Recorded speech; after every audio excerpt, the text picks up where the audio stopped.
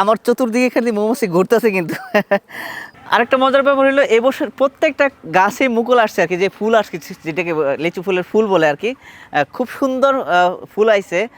যদি আবহাওয়া ভালো থাকে, বৃষ্টি না হয়, তাহলে লিচু ফলন ভালো হবে, প্লাস হলে আমাদের মধু সংগ্রহ ভালো হবে।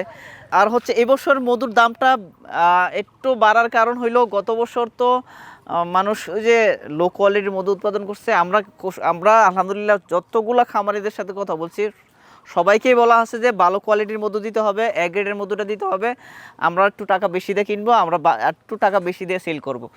যার কারণে ওইভাবেই মধুগুলো উৎপাদন করা হইতেছে আলহামদুলিল্লাহ। এ গ্রেডের মধুটা যেটা খাইলে মানুষের উপকার হয়। হ্যাঁ, দেখেন এখন মানুষ মধু খেয়ে কি মানে খাইতে চায় না কেন, যে মধু খাইলে ওই আগের মতো স্বাদ পায় না।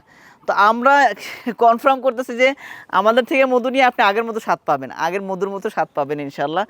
অনেকেই আলহামদুলিল্লাহ যে অনেকেই আমার ফোন দিয়ে অথবা দেখা হইলে বলে যে আপনার মধু খেয়ে আমার ঠান্ডা ভালো হয়ে গেছে, আপনার মধু খেয়ে আমি খুব ভালো একটা ফিল করতেছি, ভালো লাগতেছে। সো এগুলো আসে না আমাকে এনার্জি দেয় আর কি, ভালো লাগে আর কি, যে আসলে আমি যে দৌড়াচ্ছি, যে কাজ করতেছি, বিভিন্ন জায়গায় যাচ্ছি, মধু নিয়ে কাজ করতেছি, মানুষের উপকার করতে পারতেছি, এটা আমার কাছে খুব ভালো লাগে আর কি।